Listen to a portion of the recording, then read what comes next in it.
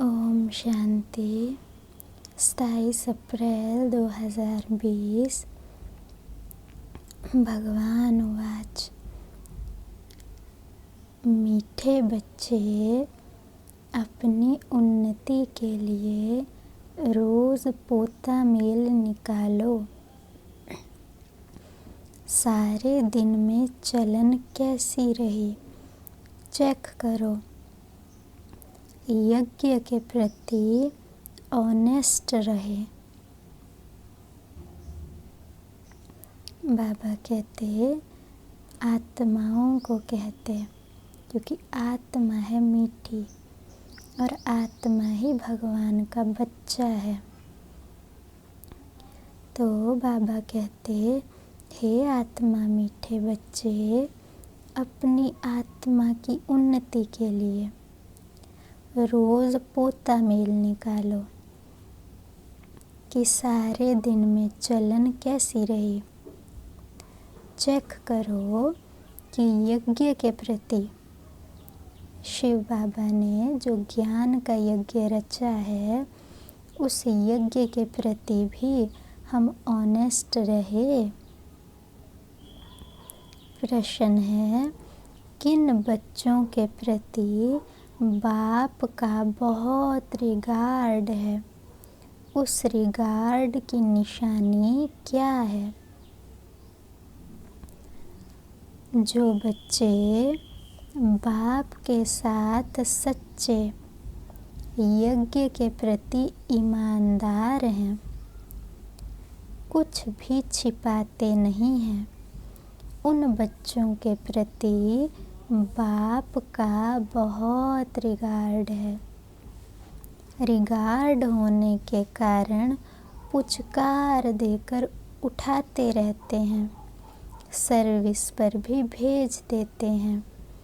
बच्चों को सच सुनाकर श्रीमत लेने की अक्ल होनी चाहिए।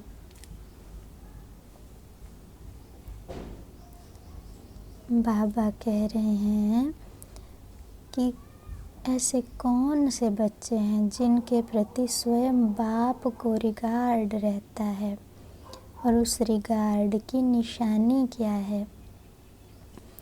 तो जो बच्चे बाप के साथ ईमानदार रहते हैं, यज्ञ के प्रति भी ऑनेस्ट रहते हैं, कुछ छिपाते नहीं हैं, तो उन बच्चों के प्रति बाप का बहुत रिगार्ड है। रिगार्ड है उसकी निशानी है पुचकार देकर उठाते रहते हैं। पुचकार देना होता है बड़े प्यार से बच्चे को कहना। तो ऐसे पुचकार दे, अगर बच्चा गिर भी गया है, कोई गलती भी हो गई है, बाबा को सच बताया, तो बाबा पुचकार दे बच्चे को उठाते हैं, अवस्था उठाते हैं ऊपर और सर्विस पर भी बच्चे को भेज देते हैं। बच्चों को सच सुनाने का और श्रीमत लेनी है बाप से, ऐसा अक्ल होना चाहिए कि बाप को या जो निमित्त आत्माएं हैं तो उन्हों को सच सच सुनाकर उनसे श्रीमत लेनी चाहिए कि अब ऊंचे कैसे अवस्था बनाए। गीत है, महफिल में जल उठी शम्मा परवाने के लिए, दुनिया में प्रीत होती है मर जाने के लिए। ओम शांति। अब यह गीत तो हुआ रॉन्ग, क्योंकि तुम क्षमा तो नहीं होना। आत्मा को वास्तव में क्षमा नहीं कहा जाता। गीत में है, महफिल में जल उठी क्षमा परवाने के लिए। अब ये जैसे कि किसी एक आत्मा ने दूसरी आत्मा के लिए गाया है, तो बाबा कहते हैं क्षमा होती है जिस पर परवाना मर मिटता है। परवाना कहो, दीवाना कहो। जैसे शम्मा होती है बहुत लाइट, तो छोटे छोटे छोटे कीट पतंगे उस लाइट पे, या आग जलती है तो उस आग के पास, उस लाइट के पास आकर इतना पास आते हैं कि वो मर जाते हैं, जल जाते हैं। तो ऐसे बाबा कहते हैं शिव जो शम्मा है उसके पास आकर तुम्हारी बुद्धि इस दुनिया से ख़त्म हो जाए, बुद्धि में कोई याद न रहे, जैसे शिव पर तुम मर मिटे अब। तो यहाँ बाबा कहते यह गीत तो हुआ रॉन्ग, क्योंकि तुम शम्मा तो नहीं हो ना, क्योंकि ये गीत आत्मा ने आत्मा के लिए गाया है, और आत्मा पर मर मिटने से कोई सद्गति नहीं हो जाती, और ना ही उसको शम्मा कहते हैं जिस पर कोई मर मिटे। आत्मा को वास्तव में शम्मा नहीं कहा जाता। भक्तों ने तो अनेक नाम रख दिए हैं और न जानने के कारण कहते भी हैं नेति नेति, हम नहीं जानते, नास्तिक हैं। फिर भी जो नाम आया वह कह देते हैं। ब्रह्मा, शम्मा, ठिक्कर, भीतर में भी परमात्मा कह देते हैं, क्योंकि भक्ति मार्ग में कोई भी बाप को यथार्थ रीति पहचान नहीं सकते। बाप ही आकर अपना परिचय देना है, बाप को ही आकर अपना परिचय देना है। बाबा कहते अब भक्तों ने अनेक नाम रख दिए हैं, भले कहते हैं कि हम नहीं जानते परमात्मा क्या है, पर फिर भी जो उनको लगता है या जो मन में आता है वो कह देते हैं।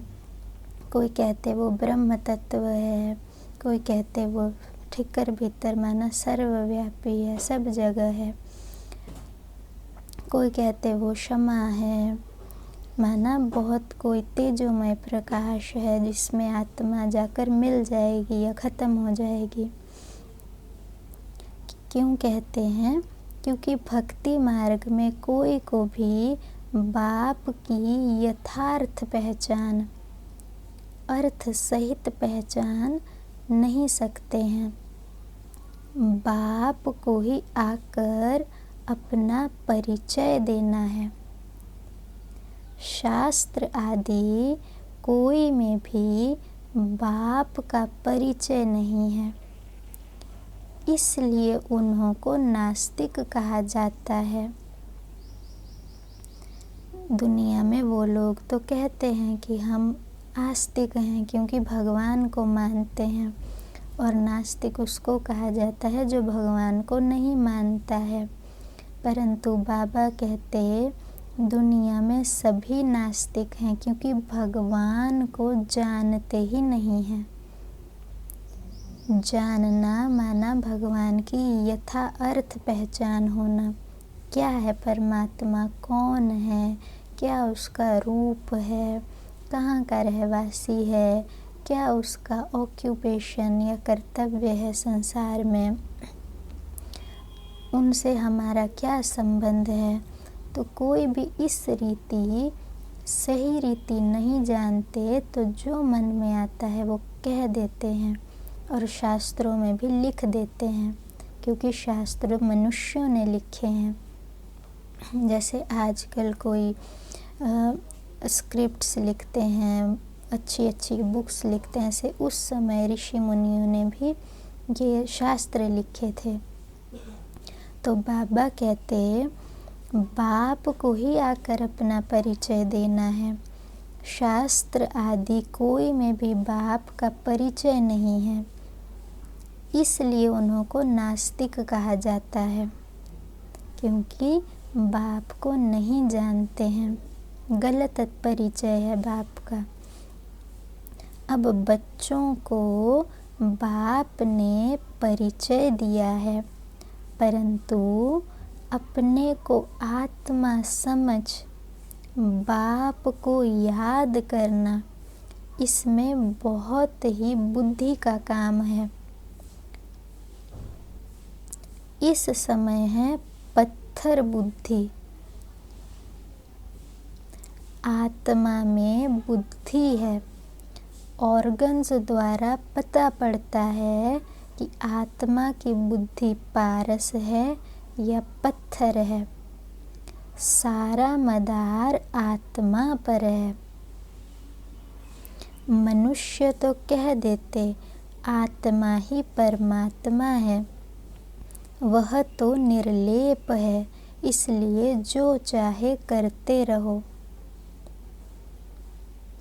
मनुष्य होकर बाप को ही नहीं जानते हैं। बाबा कहते शास्त्र आदि कोई में भी बाप का परिचय नहीं है, इसलिए वो बाप को जान ही नहीं सकते। तो जब बाप स्वयं आए, अपना परिचय दे, तब फिर आत्मा आस्तिक बने, माना भगवान को जाने, अच्छे से जाने। परंतु बाबा कहते कि अब बच्चों को परिचय मिला है बाप का, परंतु अपने को आत्मा समझ बाप को याद करना, इसमें बुद्धि का काम है। बुद्धि माना समझ जो होती है, समझने का काम बुद्धि का है।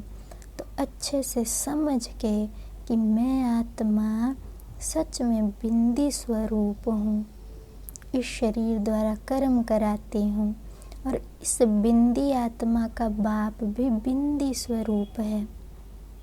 तो इसमें बहुत बुद्धि से काम लेना होता है। और दुनिया में है इस समय पत्थर बुद्धि। पत्थर माना जिसकी वैल्यू ही नहीं है, क्योंकि बाप को नहीं पहचानते। तो बाबा कहते आत्मा में बुद्धि है, आत्मा में ही बुद्धि होती है। शरीर में होता है ब्रेन, ब्रेन को बुद्धि नहीं कहा जाता।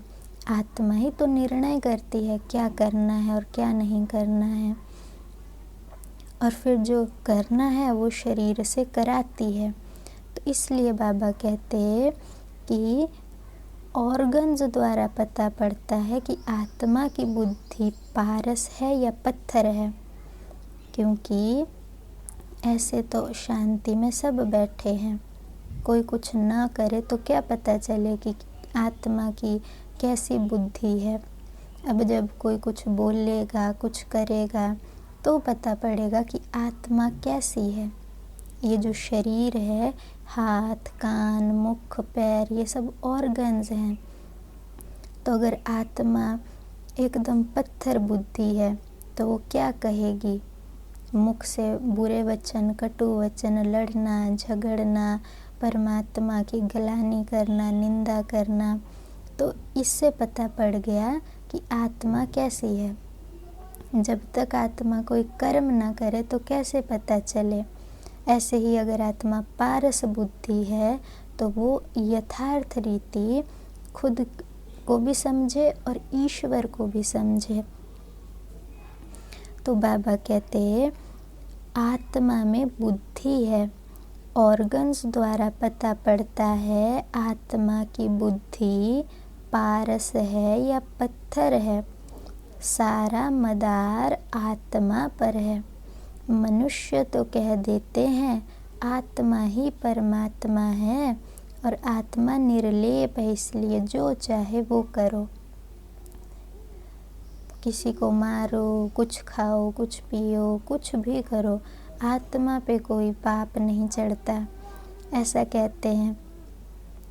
तो हुए ना पत्थर बुद्धि। फिर दुख भी होगा तो कहेंगे ईश्वर ने पता नहीं क्यों दुख दिया। और फिर जब कोई पाप कर्म करना होगा तो समझेंगे कि कुछ भी करो, आत्मा तो निर्लेप है। और कह देते आत्मा ही परमात्मा है, क्योंकि सर्वव्यापी का मतलब ही ये हुआ कि तुझ में भी परमात्मा, मुझ में भी परमात्मा। तो ऐसा तो हो नहीं सकता ना, क्योंकि परमात्मा तो सत्यचित आनंद स्वरूप है, सदा पवित्र पावन है, सुख देने वाले हैं सबको। ऐसे पाप कर्म थोड़े ही परमात्मा करेंगे। मनुष्य होकर बाप को ही नहीं जानते हैं। बाप कहते माया, रावण ने सबकी बुद्धि पत्थर बुद्धि बना दी है। माया रावण माना 5 विकार, काम, क्रोध, लोभ, मोह, अहंकार, और सबसे बड़ा माया है देह अभिमान। जैसे गोल्ड होता है, एक होता है रियल, एक होता है पॉलिश। अब पॉलिश इतनी चमकदार होती है कि लगेगा रियल गोल्ड है, तो कि उसको कहेंगे माया, जो सच को छुपा दे। है नहीं गोल्ड पर लगेगा गोल्ड, तो उसको जैसे माया कहेंगे। तो ऐसे ही है आत्मा, लेकिन शरीरों का प्रभाव इतना है, खुद को इतना देह अभिमानी समझते हैं, तो जैसे वो माया है, सत्य नहीं है। वो सत्य आत्मा है, परंतु लगेगा ऐसे कि जैसे यही सब बाहर की दुनिया, यही सच सच है। तो इसलिए बाबा कहते हैं कि मनुष्य होकर बाप को ही नहीं जानते। बाप कहते हैं माया रावण ने सबकी पत्थर बुद्धि बना दी है।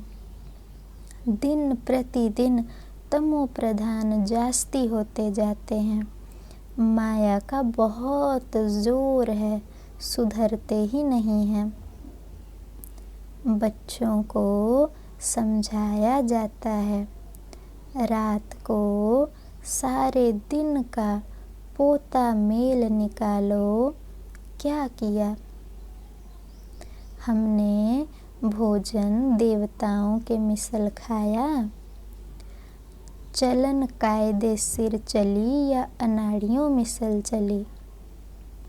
रोज़ाना अपना पोता मेल नहीं संभालेंगे तो तुम्हारी उन्नति कभी नहीं होगी,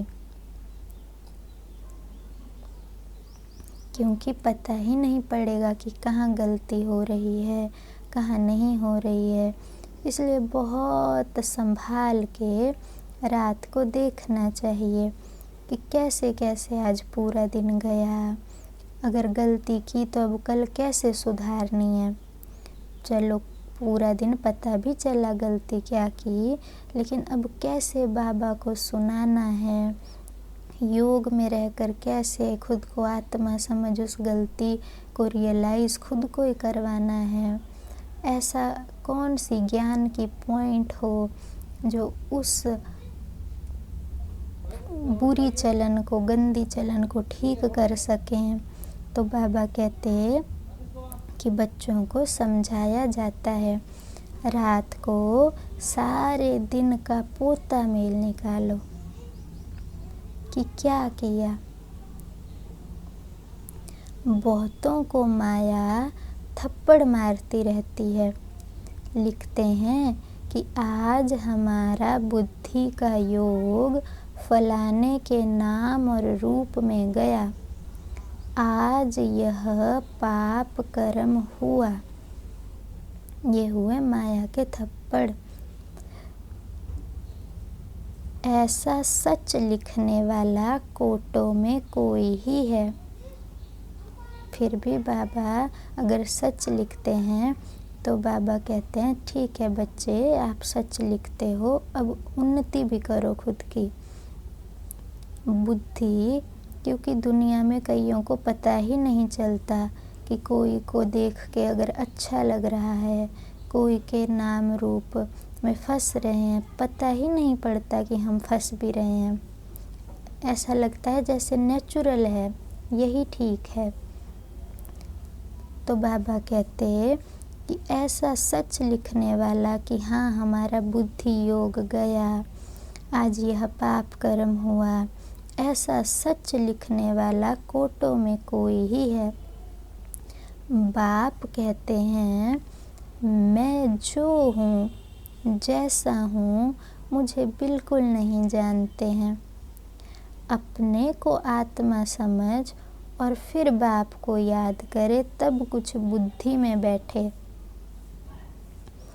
क्योंकि आत्मा को रियलाइज़ करना और शिव बाप क्या है उसको समझना, उसके लिए पहले खुद आत्मा हूँ ये समझ चाहिए अच्छी।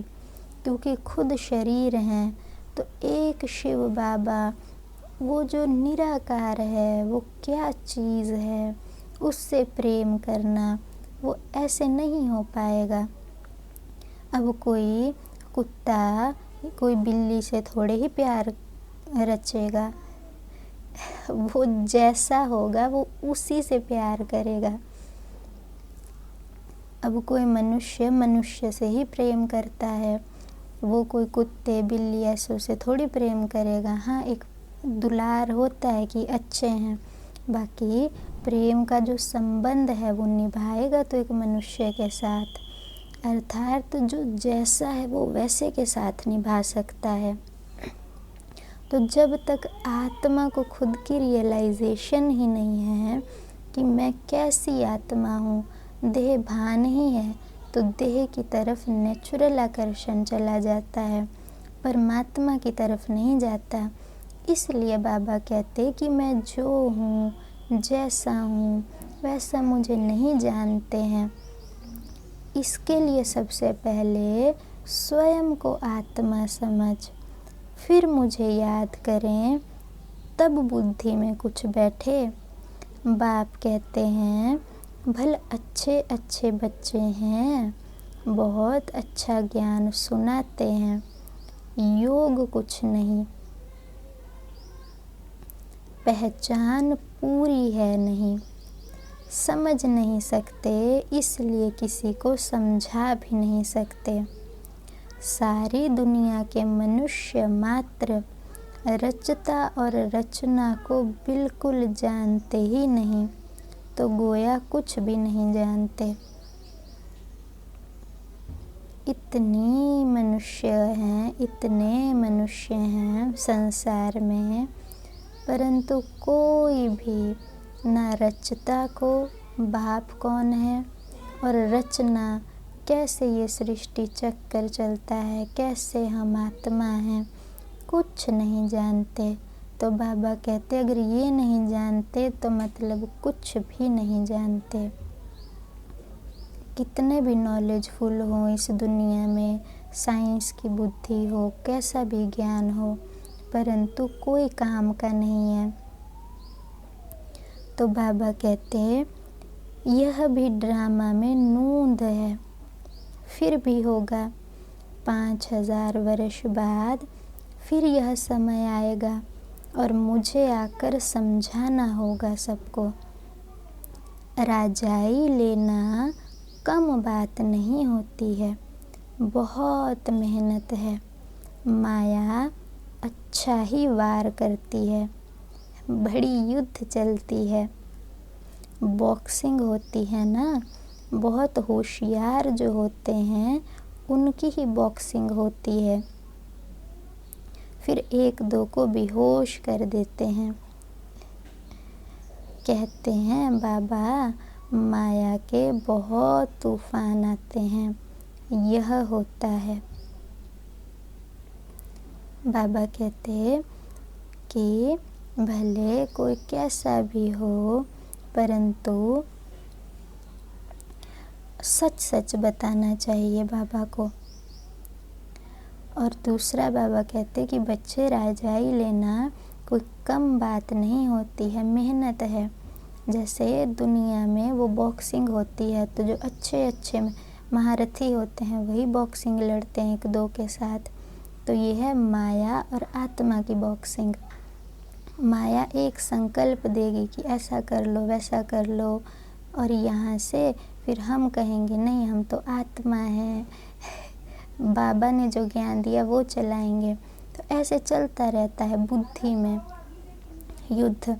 तो बाबा कहते हैं फिर एक दो को बेहोश भी कर देते हैं। कई बार हम माया को बेहोश कर देते हैं कि माया का तूफान चलते चलते रुक जाता है, इतना हम अच्छे से ज्ञान अप्लाई करते हैं। कई बार माया हमें बेहोश कर देती है।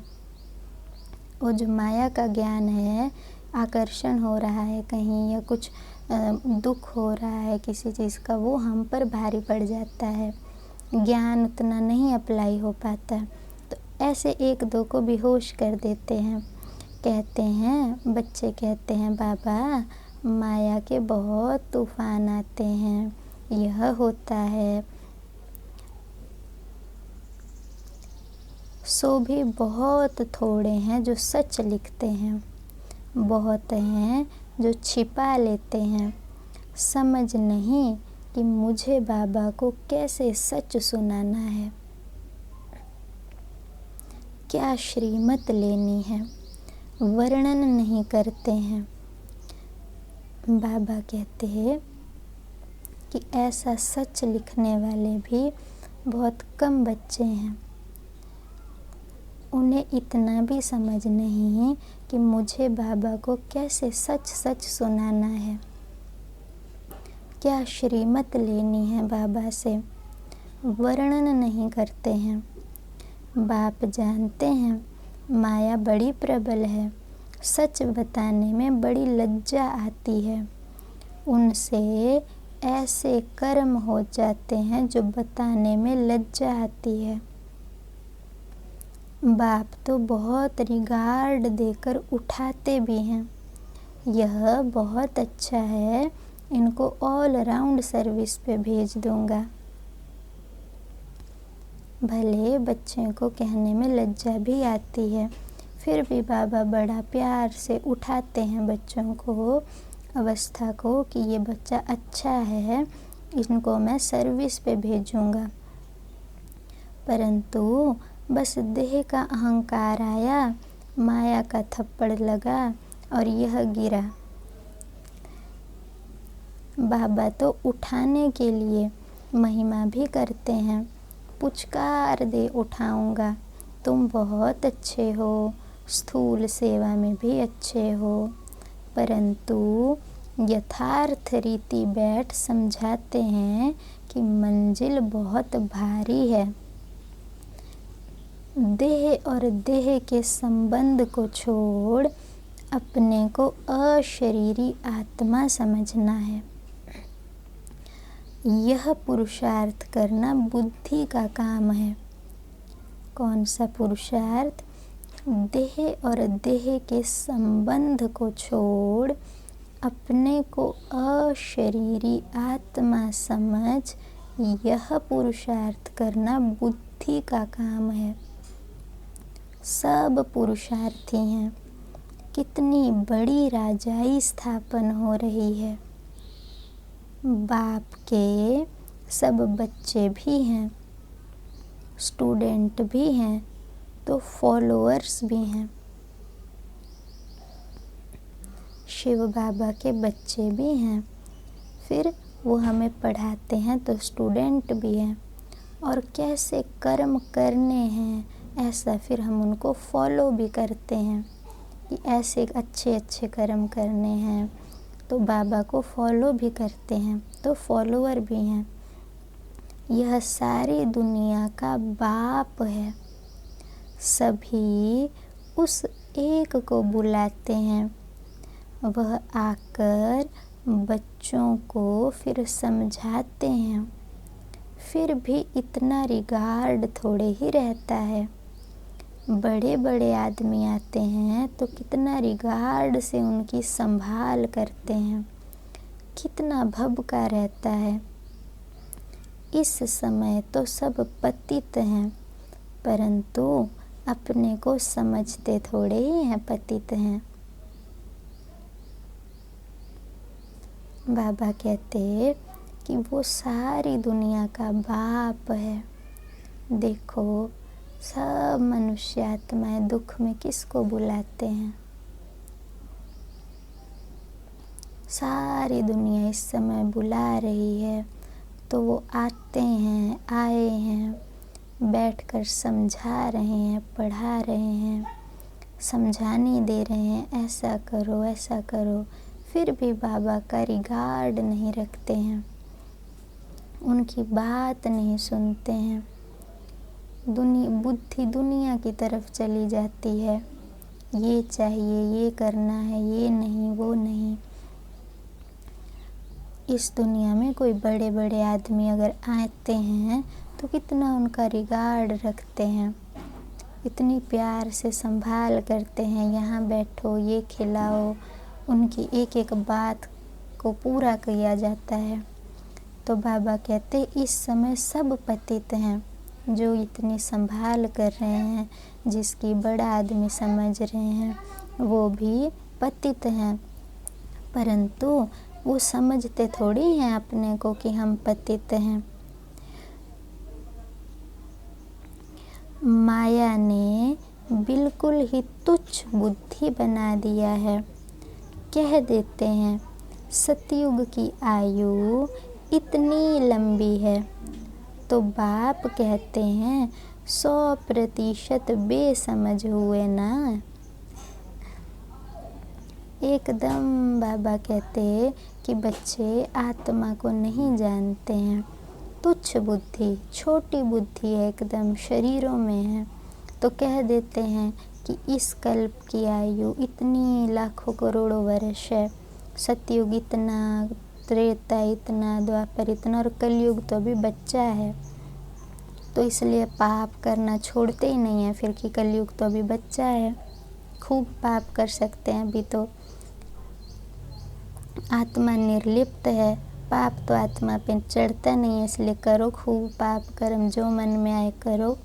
आत्मा तो परमात्मा है, तो पाप कर्म करना भी नहीं छोड़ते, क्योंकि समझते हैं हम ही परमात्मा हैं।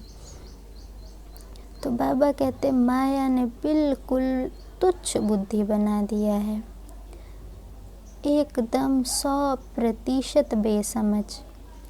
मनुष्य होकर और क्या काम करते रहते हैं, 5000 वर्ष की बात को लाखों वर्ष कह देते हैं। यह भी बाप आकर समझाते हैं। 5000 वर्ष पहले इन लक्ष्मी नारायण का राज्य था। यह दैवीय गुण वाले मनुष्य थे, इसलिए उनको देवता कहते हैं। और अभी हैं आसुरी गुणों वाले, तो उन्हों को असुर कहा जाता है। असुर और देवता में रात दिन का फर्क है। कहाँ वो एकदम ऐसी दुनिया जहाँ सब आत्माओं को आत्मिक भान है, सब तरफ से सुख ही सुख है, आपस में पवित्र गृहस्थ धर्म है, एकदम प्रकृति इतनी सतो प्रधान, प्रकृति का सुख, संबंधों का सुख, आत्मा स्वयं इतनी महान और सुखी। और कहाँ है कलयुग जहाँ सब तरफ से दुख, आत्मा खुद भी पतित और संबंध भी पतित, एकदम पतित है। तो बाबा कहते एकदम रात और दिन का फर्क है। कितना मारा मारी झगड़ा लगा पड़ा है, खूब तैयारियां हो रही हैं। इस यज्ञ में सारी दुनिया स्वाहा होनी है, इनके लिए यह सब तैयारियां चाहिए ना। बॉम्ब्स निकले सो निकले, फिर बंद थोड़ी हो सकते हैं। थोड़े समय के अंदर सबके पास ढेर हो जाएंगे, क्योंकि विनाश तो फटाफट होना चाहिए ना। तो बाबा कहते हैं कि अभी कितनी मारामारी लगी पड़ी है, जैसे तैयारियां हो रही हैं विनाश के लिए, बॉम्ब्स भी कितने बनाते रहते हैं। तो इस यज्ञ में ज्ञान बाबा आए हैं, तो यह ज्ञान यज्ञ रचा है। तो अब इस ज्ञान के यज्ञ द्वारा सारी दुनिया का धीरे धीरे विनाश हो जाएगा। ज्ञान के द्वारा विनाश नहीं होगा, परंतु आत्मा इतनी सतो प्रधान बन जाएंगी, तो उनके लिए फिर नई दुनिया चाहिए होगी, तो फिर पुरानी दुनिया का विनाश हो जाएगा। तो बाबा कहते जैसे स्थूल यज्ञ रचते हैं, दुनिया में कोई यज्ञ रचते हैं, तो पहले सब कुछ न कुछ डालते हैं, आहुतियाँ देते रहते हैं थोड़ी थोड़ी। तो बाबा कहते यहाँ आहुति दी जाती है अपवित्रता की आहुति, विकारों की आहुति, क्योंकि ज्ञान मिल गया तो जैसे ज्ञान द्वारा सब एकदम फिनिश हो जाता है, अपवित्रता जाने लगती है, दैवीय गुण आने लगते हैं। तो पहले सब ब्राह्मण जो होते हैं वो आहुतियाँ देते हैं उसमें, कि पहले हम ब्राह्मण बच्चे अपने सब विकारों को ख़त्म करते हैं। फिर लास्ट में जो भी सामग्री होती है, आसपास जो भी मनुष्य होते हैं सब जैसे डाल देते हैं सारी की सारी सामग्री उसमें। तो ये एक यादगार बना हुआ है कि पहले ब्राह्मण अपने विकर्मों को भस्म करते हैं और फिर जब वो ख़त्म हो जाता है, वो अपने विकारों को ख़त्म करके जीत लेते हैं, तो फिर सारी दुनिया का भी जैसे विनाश का टाइम आ जाता है। तो बाबा कहते इसके लिए देखो तैयारियां भी हो रही हैं, बॉम्ब्स भी निकले हैं। फिर बॉम्ब्स निकालने के बाद बैठ थोड़े जाते हैं और निकालते रहते हैं, तो विनाश फटाफट हो जाएगा। फिर हॉस्पिटल आदि थोड़े ही रहेंगी, किसी को पता भी नहीं पड़ेगा, एकदम ख़त्म। मासी का घर थोड़े ही है, विनाश साक्षात्कार कोई पाई पैसे की बात नहीं है। सारी दुनिया की आग देख सकेंगे। साक्षात्कार होता है कि सिर्फ आग ही आग लगी हुई है, सारी दुनिया ख़त्म होनी है। कितनी बड़ी दुनिया है। ब्रह्मा बाबा को विनाश का साक्षात्कार हुआ था। हमें अगर कोई छोटा सा बुरा स्वप्न भी आ जाता है, साक्षात्कार जैसे स्वप्न की तरह है, तो उस छोटे से स्वप्न से ही आत्मा कितनी भयभीत, डर लगता है आत्मा को अगर थोड़ा भी कुछ बुरा देखे। तो बाबा कहते विनाश का किसी को साक्षात्कार हो जाए तो पाई पैसे की बात थोड़ी है, छोटी बात थोड़ी है। इतनी दुनिया ऐसी ऐसी भयानक आग लगी हुई है, ख़त्म हो रही है, तो ये साक्षात्कार होना कोई छोटी बात नहीं है। तो बाबा को जैसा साक्षात्कार हुआ था वो बाबा बता रहे हैं कि सिर्फ आग ही आग लगी हुई है, सारी दुनिया ख़त्म होनी है। कितनी बड़ी दुनिया है। आकाश तो नहीं जलेगा, इनके अंदर जो कुछ है वह सब विनाश होना है। सतयुग और कलयुग में रात दिन का फ़र्क है। कितने ढेर मनुष्य हैं, जानवर हैं, कितनी सामग्री है, इतनी बिल्डिंग्स, इतना सब कुछ इस दुनिया में, इतने मनुष्य नहीं, इतनी ये सब खड़ा हुआ है। तो इतने सब का विनाश होना, इतने सब मनुष्यों का, जानवरों का, सब के शरीर छूटने हैं। तो बाबा कहते यह भी बच्चों की बुद्धि में मुश्किल ही बैठता है। विचार करो, 5000 वर्ष की बात है, देवताओं का राज्य था ना, कितने थोड़े से मनुष्य थे और अभी कितने मनुष्य हैं। अभी है कलयुग, तो इनका ज़रूर विनाश होना है ना। अब बाप आत्माओं को कहते हैं माम एकम याद करो, एक मुझे याद करो। परंतु बाबा कहते यह भी समझ से याद करना है। ऐसे ही शिव शिव तो बहुत कहते रहते हैं, छोटे बच्चे भी कह देते हैं, परंतु बुद्धि में समझ कुछ नहीं है। अनुभव से नहीं कहते कि वह बिंदी है। हम भी इतनी छोटी सी बिंदी हैं। तो बाबा कह रहे हैं कि बच्चे ऐसे ही शिव शिव मुख से, बाहर से बाबा बाबा, बाहर बाहर से कहना, ऐसे बहुत कहते रहते हैं। छोटे बच्चे भी कहते हैं बाबा, शिव बाबा, ऐसे बच्चे भी कहते हैं। परंतु यहाँ बुद्धि से काम लेना है कि आत्मा का बाप है शिव, इसलिए उसको बाबा या शिव बाप कह रहे हैं। ऐसे समझ से याद करना है। पहले तो मैं आत्मा हूँ, यह पक्का करो। फिर बाप का परिचय बुद्धि में अच्छी रीति धारण करो। पहले मैं आत्मा हूँ यह पक्का करो। अंदर ही अंदर अभ्यास कराओ, अनुभव करो। फिर बाप क्या है, कौन है, कैसा है, ये बार बार खुद ही खुद को अच्छे से बैठ बैठ कर अनुभव कराओ।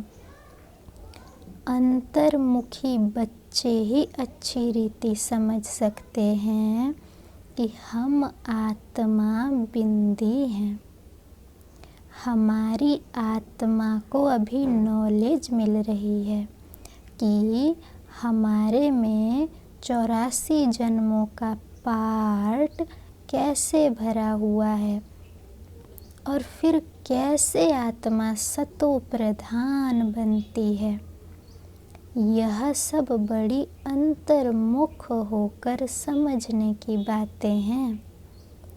ऐसे नहीं बाहर बाहर से बोलना समझना, वो तो कुछ समय के लिए है, लेकिन इन्हें जीवन में प्रैक्टिकल अनुभव से, जैसे माता पिता को माँ बाप कह रहे हैं, तो जीवन है, प्रैक्टिकल अनुभव है, प्राप्तियाँ हैं, सब कुछ है।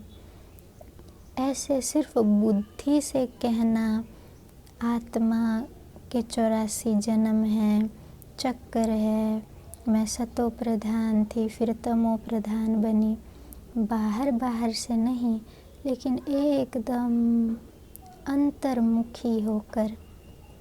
बाहर मुखता मतलब बाहर की तरफ से अटेंशन हटा, अपनी आत्मा के बारे में संकल्प करने, उस पर विचार करना, उसका अनुभव करना कि कैसे आत्मा में 84 जन्म का पार्ट भरा हुआ है, कैसे आत्मा तमो प्रधान बन गई और अब फिर से सतो प्रधान कैसे बन रही है। ये अनुभव करना, देखना खुद को कि कैसे मेरे संस्कार बदल रहे हैं, अभी क्या क्या बदलना है, कैसे कैसे बदलना है। यह सब बड़ी अंतर्मुख हो समझने की बातें हैं, इसमें ही टाइम लगता है। बच्चे जानते हैं हमारा यह अंतिम जन्म है, कलयुग में यह अंतिम जन्म है, फिर सतयुग में जन्म लेंगे। अभी हम जाते हैं घर, परम धाम। यह बुद्धि में पक्का होना चाहिए कि हम आत्मा हैं। शरीर का भान कम हो तब बातचीत करने में भी सुधार हो। शरीर नहीं हूँ, आत्मा हूँ, इसका भान रहने लगे, आत्मा हूँ। तो ऐसे जब ऐसा हो तो फिर बातचीत में भी रूहानियत, रॉयल्टी आए, नहीं तो चलन बिल्कुल ही बदतर हो जाती है, क्योंकि शरीर से अलग होते नहीं। शरीर से अलग है आत्मा, ऐसा अनुभव नहीं करते। देह अभिमान में आकर कुछ न कुछ कह देते हैं। यज्ञ से तो बड़े ऑनेस्ट चाहिए। यज्ञ के बारे में कोई बोलना गलत सलत, या यज्ञ में रहकर कुछ बुरी बातें करना, तो बाबा कहते ये होती है यज्ञ से डिसऑनेस्टी। तो यज्ञ से तो बड़े ऑनेस्ट चाहिए।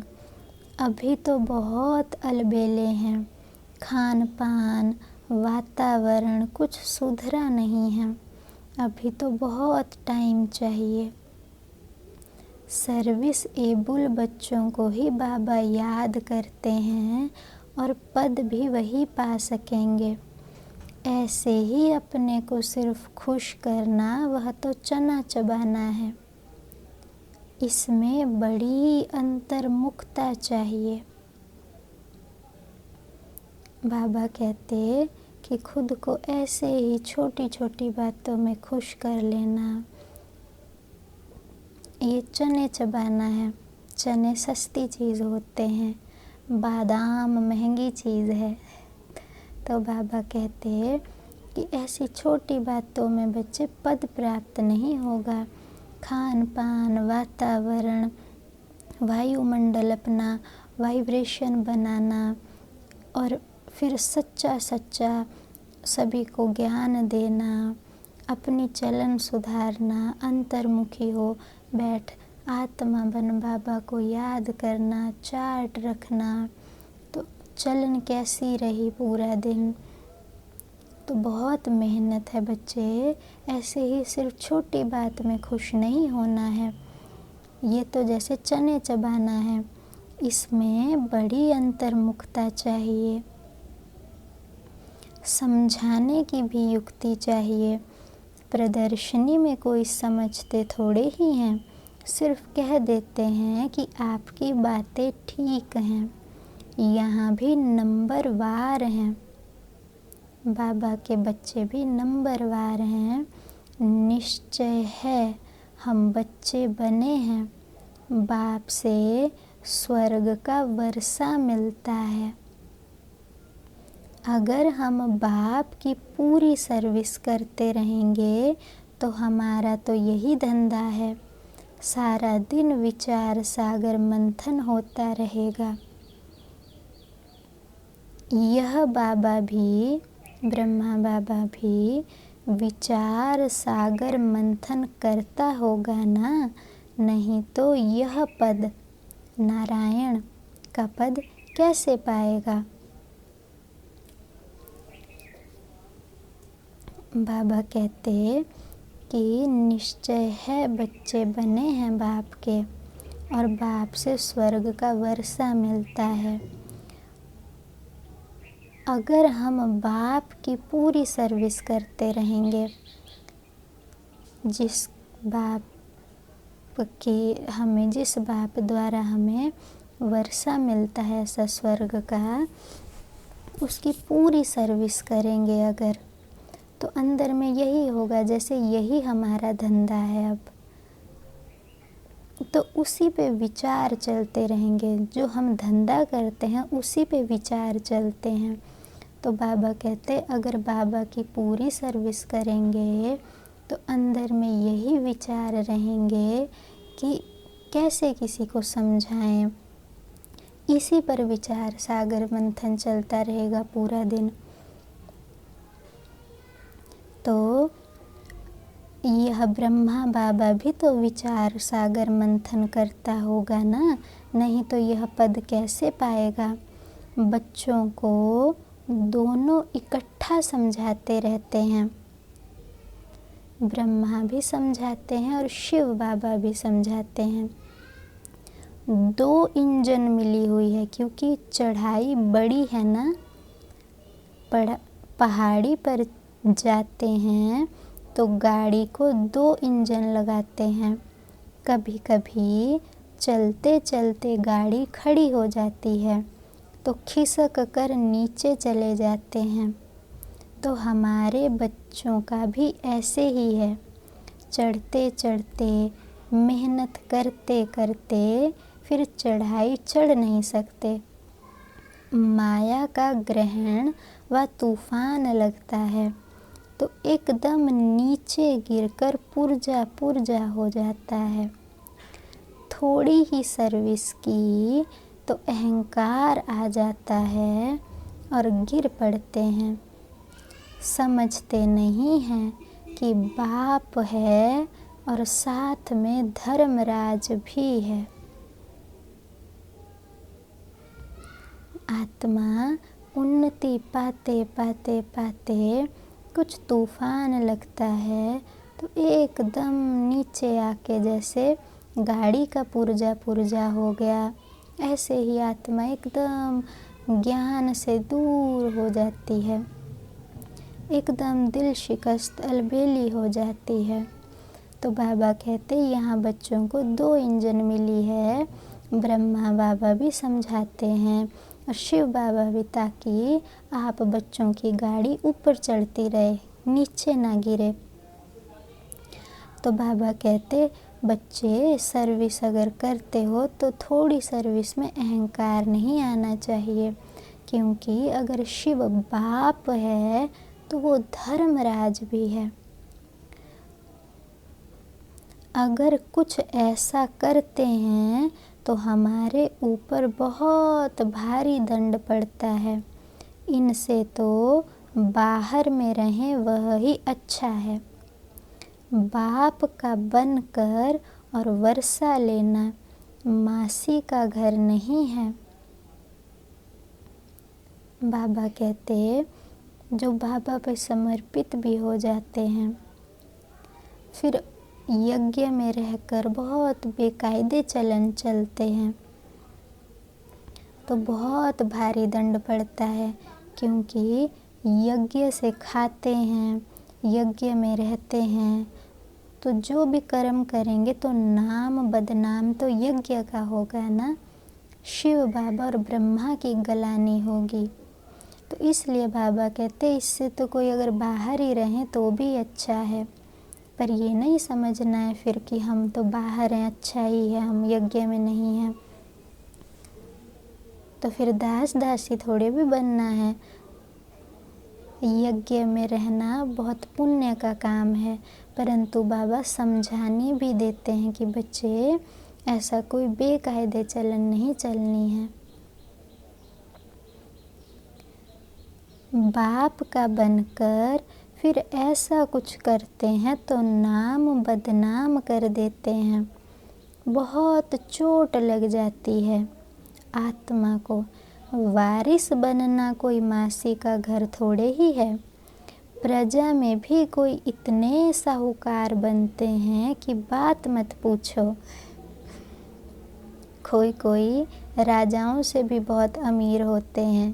तो ऐसे बाबा समझा रहे हैं कि राजा भले वो बनते हैं जो दूसरों को ज्ञान देते हैं, बहुत सर्विस करते हैं, और प्रजा में भले जिन्होंने ज्ञान लिया सर्विस नहीं की, लेकिन खुद को बहुत महान बनाया, ऊंचा बनाया, बाबा की याद में रहे, तो वो भले जाएंगे प्रजा में, लेकिन बहुत साहूकार बनेंगे।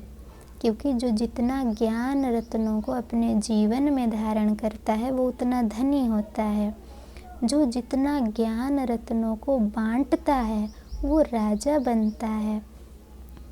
तो स्वयं में धारण करने से खुद साहूकार बनते हैं, फिर दूसरों को बांटने से दूसरों को भी साहूकार बनाया, इसलिए उनके दिल में उनके लिए रिस्पेक्ट हो जाती है, तो उनको राजा बना देते हैं।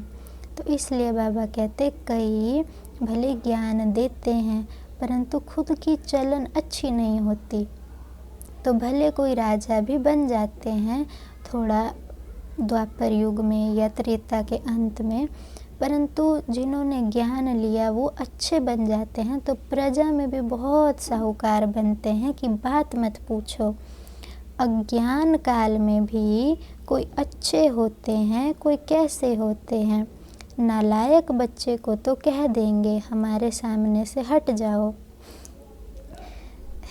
दुनिया में कोई बाप हो, उसको 2-3 बच्चे होते हैं, कोई अच्छा होता है, कोई नालायक होता है, बहुत बुरे काम करता है, तो बाप उनको कह देते हैं ना कि तुम अच्छे नहीं हो, एकदम हट जाओ सामने से, ऐसे कहते हैं।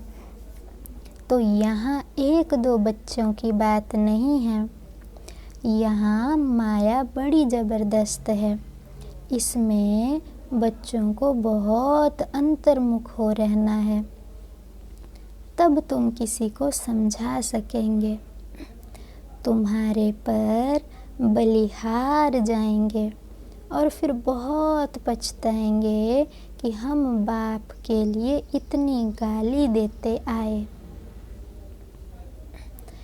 फिर जैसे जैसे तुम बहुत अंतर्मुखी हो जाएंगे, अपने ऊंच से ऊंच लक्ष्य को पाने लगोगे, उसके समीप आते जाओगे, तो फिर सबको समझ आता लग जाएगा कि यहाँ भगवान आया हुआ है और ये भगवान के बच्चे हैं। फिर बहुत पश्चाताप करेंगे कि हमने भगवान को इतनी गाली दी, इतना बुरे बुरे काम किए। सर्वव्यापी कहना या अपने को ईश्वर कहना उन्हों के लिए सजा कम थोड़े ही है, ऐसे ही थोड़े चले जाएंगे। उन्हों के लिए तो और ही मुसीबत है। जब समय आएगा तो बाप इन सब से हिसाब लेंगे। कयामत के समय सबका हिसाब किताब चुकतू होता है ना, इसमें बड़ी विशाल बुद्धि चाहिए। तो बाबा कहते दुनिया में बहुत हैं जो खुद को भगवान कहते रहते हैं और जैसे सर्वव्यापी कह देते हैं, खुद को ही बहुत बड़े बड़े गुरु नेता कहते रहते हैं। तो बाबा कहते वो ऐसे ही थोड़ी चले जाएंगे परम धाम सजाएं खाकर, थोड़ी बहुत। बाप उनसे पूरा हिसाब लेंगे, बहुत उनको सजाएं मिलेंगी अपने ही कर्मों की, क्योंकि कहते हैं ना कि कयामत के समय सबको अपने अपने कर्मों की सज़ा मिलती है। तो बाबा भी कहते हैं कि कयामत के समय सबका हिसाब किताब चुकतू होना है ना, इसमें बड़ी विशाल बुद्धि चाहिए। मनुष्य तो देखो किस किस को पीस प्राइज देते रहते हैं, देते हैं ना, कोई इंदिरा गांधी को, कोई मदर टेरेसा को, कोई किसी को, किस किस को बाबा कहते पीस प्राइज देते रहते हैं। अब वास्तव में पीस करने वाला तो एक है ना। बच्चों को लिखना चाहिए दुनिया में प्योरिटी, पीस, प्रॉस्पेरिटी भगवान की श्रीमत पर स्थापन हो रही है। प्योरिटी माना देवताएं प्योर होते थे, सतयुग में पीस थी, और प्रॉस्पेरिटी तो वहाँ जैसी कभी होती ही नहीं किसी के पास। तो बाबा कहते बच्चों को ऐसे लिखना चाहिए किताबों में और कहना चाहिए कि दुनिया में प्योरिटी, पीस और प्रॉस्पेरिटी भगवान की श्रीमत पर अभी स्थापन हो रही है। श्रीमत तो मशहूर है। श्रीमत भगवत गीता शास्त्र को कितना रिगार्ड देते हैं। कोई ने किसी के शास्त्र व मंदिर को कुछ किया तो कितना लड़ पड़ते हैं। अभी तुम जानते हो यह सारी दुनिया ही जलकर भस्म हो जाएगी। यह मंदिर मस्जिद आदि को जलाते रहेंगे। ये सब होने से पहले पवित्र होना है। यह ओना लगा रहे। घर बार भी संभालना है ना, घर बार भी संभालना है। बाबा कहते कि बहुत ये समय आने से पहले खुद को पवित्र बना लेना है। बस यही अब एक लगन लग जाए आत्मा को कि बस मुझे अब पवित्र होना है, समय कम है, मुझे अब पवित्र होना है। भले घर बार संभालो, लेकिन बुद्धि में अब यही एक लगन लग जाए पक्की। यहाँ आते तो ढेर के ढेर हैं, बाबा के पास मधुबन में ढेर के ढेर आते हैं। यहाँ बकरियों मुआफिक तो नहीं रखना है ना, क्योंकि यह तो अमूल्य जीवन है। इनको तो बहुत संभाल के रखना है। बाबा कहते यहाँ आते ढेर के ढेर हैं, परंतु यहाँ फिर बकरियों को जैसे एक जगह बांध देते ना एक साथ, तो बाबा कहते यहाँ ऐसे थोड़ी रखना है। अमूल्य जीवन है बच्चों का, तो इसलिए इसकी संभाल भी करनी है। बच्चों आदि को ले आना यह बंद कर देना होगा। इतने बच्चों को कहाँ बैठ संभालेंगे। बच्चों को छुट्टियाँ मिली तो समझते हैं और कहाँ जाएं, चलो मधुबन में बाबा के पास जाते हैं। यह तो जैसे धर्मशाला हो जाए, फिर यूनिवर्सिटी कैसे हुई। बाबा जांच कर रहे हैं, फिर कब ऑर्डर कर देंगे कि बच्चे कोई भी ना ले आए। क्योंकि यूनिवर्सिटी में या कोई पढ़ाई करने की जगह होती है तो वहाँ घर गृहस्थ के साथ घूमने थोड़ी जाते हैं, चलो बच्चों को ले चलो, चलो उसको ले चलो। बाबा कहते हैं यहाँ पढ़ाई पढ़ने आए हो। कोई स्कूल में, कोई यूनिवर्सिटी में जब जाएंगे तो कैसे जाते हैं, अपने जाते हैं, पढ़ाई पढ़ते हैं और वापस आ जाते हैं। तो बाबा कहते हैं यह भी ऐसे ही है। यहाँ कोई बच्चों, छोटे छोटे बच्चों को या ऐसे बच्चों को नहीं ले आना चाहिए। बाबा कहते हैं यहाँ खुद आप पढ़ाई पढ़ने आते हैं तो पढ़ाई पढ़ने के लिए आना है। बाबा जांच कर रहे हैं, फिर ऑर्डर दे देंगे कि बच्चे कोई भी न ले आए। यह बंधन भी कम हो जाएंगे। माताओं पर तरस पड़ता है क्योंकि माताएं अब बच्चों को छोड़कर भी नहीं आ सकती। तो बाबा कहते माताओं पर तरस पड़ता है, यह बंधन भी धीरे धीरे कम हो जाएंगे। यह बच्चे जानते हैं शिव बाबा तो है गुप्त, इनका भी किसी को रिगार्ड थोड़े ही है।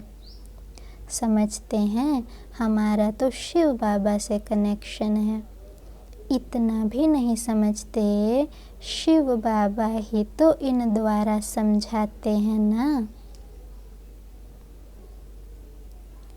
बाबा कहते कि शिव बाबा तो गुप्त है, दिखाई थोड़ी देता, दिखने में तो ब्रह्मा आता है। तो बाबा कहते कि इन ब्रह्मा का भी कोई रिगार्ड नहीं रखता। कहते हैं हमारा तो शिव बाबा से बस कनेक्शन है, हम और इन्हों को बिल्कुल कोई कदर नहीं, कोई रिगार्ड नहीं। तो बाबा कहते ये ब्रह्मा है, इन्हों के ही द्वारा तो शिव तुम्हें समझा रहे हैं। माया नाक से पकड़कर उल्टा काम कराती है, छोड़ती नहीं है। राजधानी में तो सब चाहिए ना। बाबा कहती ऐसा उल्टा काम करेंगे तो फिर क्या बनेंगे राजधानी में जाके। बाबा कहते चांडाल बनेंगे। चांडाल वो होते हैं वहाँ पे जो शरीरों को, जैसे जब कोई शरीर छोड़ता है वहाँ पे तो उसको भस्म करते हैं। छोड़ते खुशी से हैं पर शरीरों छोड़ते हैं तो उनको एकदम सफाई भी तो करनी है ना। वहाँ लकड़ियाँ जलाते नहीं हैं, एकदम सिस्टम होता है, इलेक्ट्रिक सिस्टम। यहाँ तो जलाते हैं, राख बच जाती है। वहाँ तो बहुत टेक्नोलॉजी है सतयुग में, एकदम रिफाइंड टेक्नोलॉजी है। यहाँ भी कलयुग में ऐसी टेक्नोलॉजी चल पड़ी है ना कि एकदम इलेक्ट्रिक सिस्टम होता है, उसके अंदर शरीर डालते हैं और ख़त्म हो जाता है पूरा, कुछ नहीं बचता। तो ऐसे ही वहाँ पे होता है। तो बाबा कहते राजधानी में तो सब चाहिए ना, अब उल्टा काम करते हैं तो पद वैसा पाएंगे। यह सब पिछाड़ी में साक्षात्कार होंगे, सज़ाओं के भी साक्षात्कार होंगे कि हम ये सज़ा खाएंगे। बच्चों को पहले भी यह सब साक्षात्कार हुए थे, फिर भी कोई पाप करना छोड़ते नहीं हैं। बच्चों जब शुरू में यज्ञ में आए, कोई तो अच्छे अच्छे साक्षात्कार करते थे, कोई को साक्षात्कार होता था कि हम ऐसी ऐसी सज़ाएं खाएंगे। तो बाबा कहते साक्षात्कार हुआ कि हम सज़ा खाएंगे तो फिर सुधर जाना चाहिए ना, अच्छे कर्म करने लग पड़ना चाहिए ना कि हम अच्छा बने, हम ऐसी सज़ा नहीं खाएंगे। परंतु बाबा कहते कई बच्चों ने तो जैसे गांठ बांध ली है कि हमको तो बनना ही 3rd क्लास है, इसलिए पाप करना छोड़ते ही नहीं और ही अच्छी तरह से अपनी सजाएं तैयार कर रहे हैं। समझाना तो पड़ता है ना। यह गांठ नहीं बांधो कि हमको तो 3rd क्लास बनना है, अभी गांठ बांधो कि हमको ऐसा लक्ष्मी नारायण बनना है। कोई तो अच्छी गांठ बांधते हैं, चार्ट लिखते हैं, आज के दिन हमने कुछ किया तो नहीं। ऐसे चार्ट भी बहुत रखते थे, वह आज है नहीं। माया बहुत पछाड़ती है। बाबा कहते कई बच्चे होते भी हैं चार्ट लिखते हैं, परंतु माया इतनी बलवान कि पछाड़ देती है। आज वो है नहीं बाबा के पास, चले गए पुरानी दुनिया में। आधा कल्प मैं सुख देता हूँ तो फिर आधा कल्प माया दुख देती है।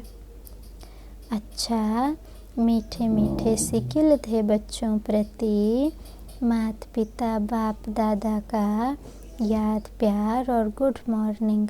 रूहानी बाप की रूहानी बच्चों को नमस्ते। धारणा के लिए मुख्य सार है, अंतर्मुखी बनकर शरीर के भान से परे रहने का अभ्यास करना है।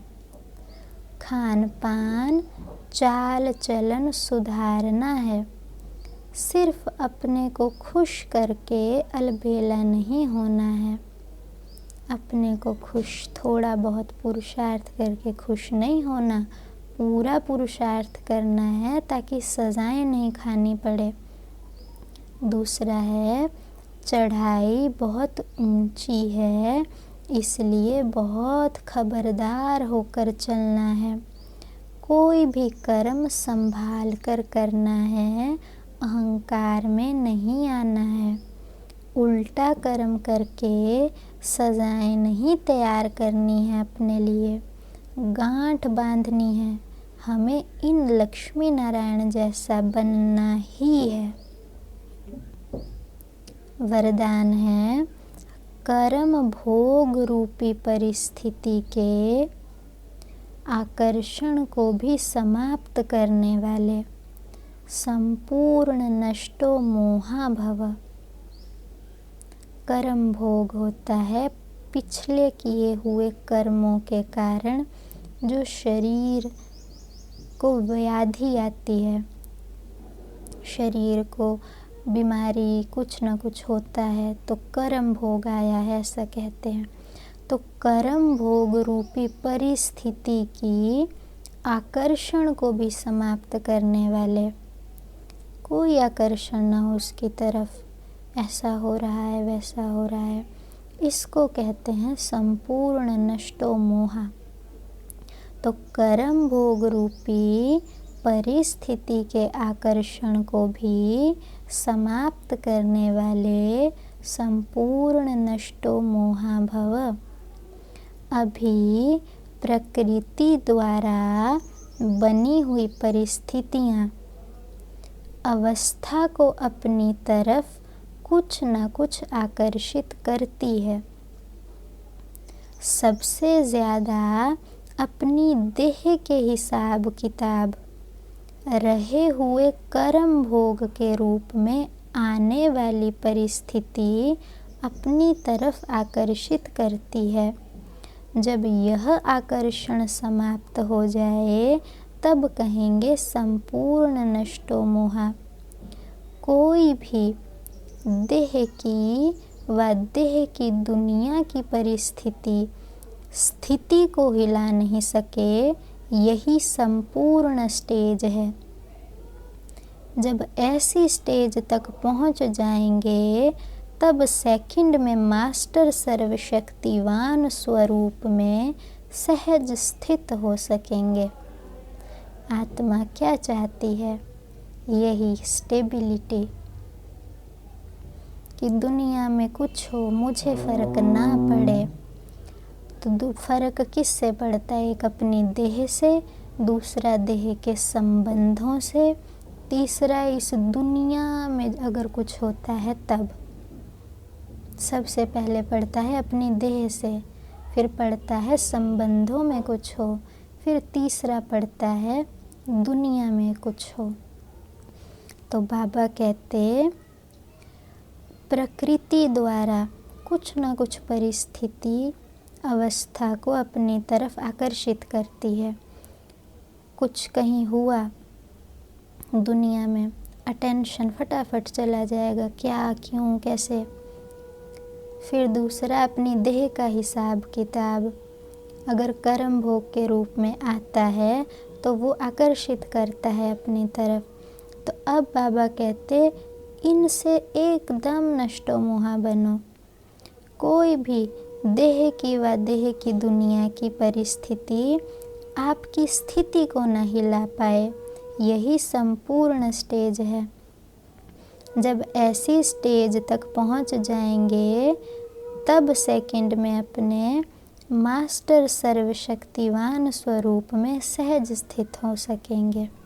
स्लोगन है पवित्रता का व्रत सबसे श्रेष्ठ सत्यनारायण का व्रत है। इसमें ही अतीन्द्रिय सुख समाया हुआ है। दुनिया में अनेक व्रत होते हैं दुखों से छूटने के लिए।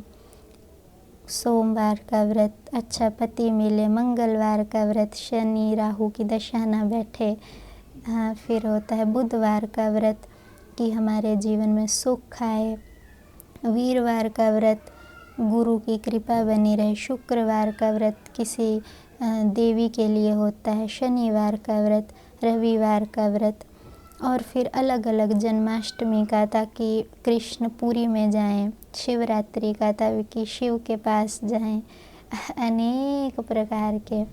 बाबा कहते पवित्र रहना है इस जीवन में। पवित्रता का व्रत सबसे श्रेष्ठ व्रत है। सत्यनारायण की कथा भी होती है, तीजरी की कथा भी होती है। तो बाबा कहते उस दिन व्रत रखते हैं।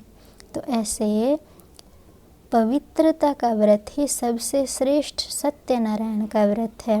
नारायण बनने के लिए सबसे पहला व्रत और श्रेष्ठ व्रत है पवित्र बनने का। इसमें ही अतीन्द्रिय सुख समाया है। माना इसी से सुख मिलेगा और व्रतों से नहीं। अच्छा, ओम शांति।